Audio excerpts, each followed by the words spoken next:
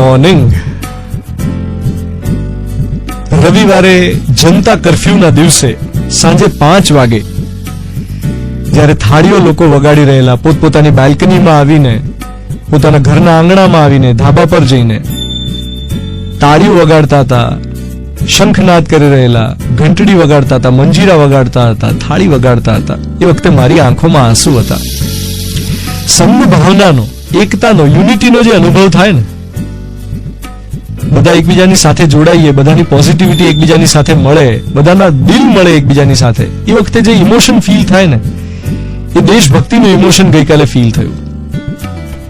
India world cup જીતે ત્યારે મનમાં જે લાગણી થાય, એવી લાગણી ગઈકાલે થઈ કે આપણે બધા એક છીએ અને સંગઠિત છીએ આ આપણા દેશ પર આવી પડેલી આફતની સામે લડવા માટે. પરંતુ સામે મૂર્ખામી પણ જોવા મળી.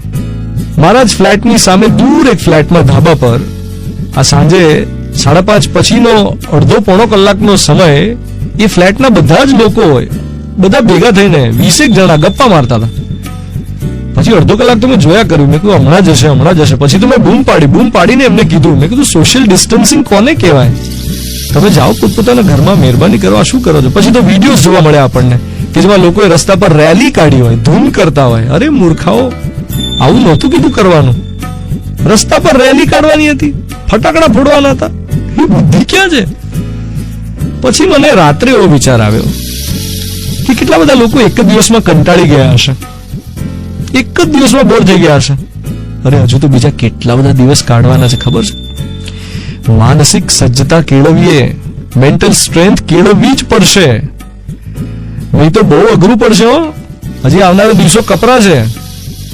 જે વ્યક્તિ પાસે કોઈ હોબી નહીં હોય ને, જેને કોઈ શોખ નહીં હોય ને, એને તો બહુ જ અઘરું પડવાનું છે. જીવનમાં બીજી કોઈ વાતમાં રસ જ ના લીધો હોય, આખો દિવસ માત્ર ફોન ને આ સોશિયલ મીડિયા બધું જ કર્યા કરતા હોય ને, એ તો એવા કંટાળવાના છે ને 3-4 દિવસમાં. કારણ કે 3-4 દિવસમાં તો તમે ફોનથી કંટાળશો, વેબ સિરીઝથી કંટાળશો, જોઈને કેટલું જોશો, કેટલું મગજમાં ઠાલવશો.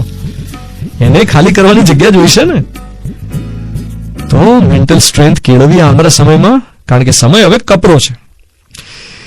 અમદાવાદની ફર્સ્ટ પેશન્ટ, જે છોકરી વિશે સોશિયલ મીડિયામાં આટલી બધી ચર્ચા થઈ છેલ્લા 4 દિવસમાં, એ છોકરીની સાથે હું આજે વાત કરવાનો છું. બરાબર 9 વાગ્યાથી લઈને 11 વાગ્યા સુધીમાં તમને અમદાવાદની ફર્સ્ટ કોરોના પેશન્ટ સાથેની મારી વાતચીત સાંભળવા મળશે. એને સધિયારો મળે એ માટેનો એક પ્રયત્ન. You are listening to Mirchi. હું છું ધ્વનિત તમારી સાથે. Good morning my dear.